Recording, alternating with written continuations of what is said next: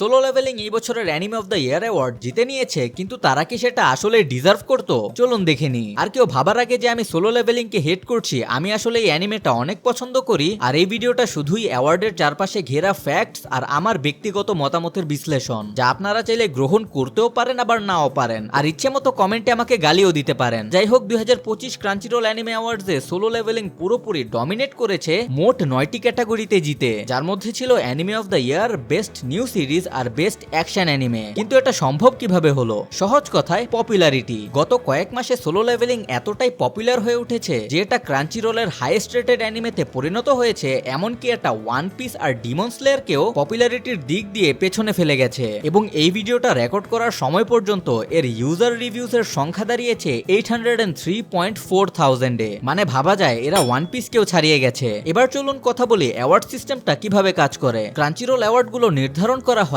একদল জাজ এবং ফ্যানদের ভোটের সংমিশ্রণে। আর এখানে ব্যাপারটা হাস্যকর হয়ে যায়, কারণ ভোটিং পিরিয়ড চলাকালীন একজন ফ্যান প্রতিদিন একবার করে হলেও ভোট দিতে পারে, যার অর্থ একজন মানুষ শুধুমাত্র একটি অ্যাকাউন্ট বা একটি ফোন নাম্বার ব্যবহার করেই কমপক্ষে 10 বার ভোট দিতে তো পারবেই, যা অবভিয়াসলি এবার হয়েছে। আর সত্যি কথা বলতে বর্তমানে ম্যাক্সিমাম মানুষেরই একের বেশি অ্যাকাউন্ট থাকে। আর একটা থিওরি অনুযায়ী তো অনেক ফ্যান হয়তো সিজন 1 দেখেইনি, তারা শুধু সিজন 2 দেখেই সিজন 2 এর জন্যই ভোট করেছিল, কিন্তু তারা জানতো না যে এবারের ভোট ছিল সিজন 1 এর জন্য। এই থিওরিটা এখনো অবশ্য নিশ্চিত করা হয়নি, আবার বাতিলও করা হয়নি, তাই বিচারটা আমি আপনাদের উপরই ছেড়ে দিলাম। তো আপনাদের কি মনে হয়, সোলো লেভেলিং কি সত্যি অ্যানিমে অফ দ্য ইয়ার হওয়ার যোগ্য ছিল, নাকি তারা ফ্রিডেনের কাছ থেকে এটা কেড়ে নিয়েছে? আপনাদের মতামত কমেন্টে অবশ্যই জানাবেন।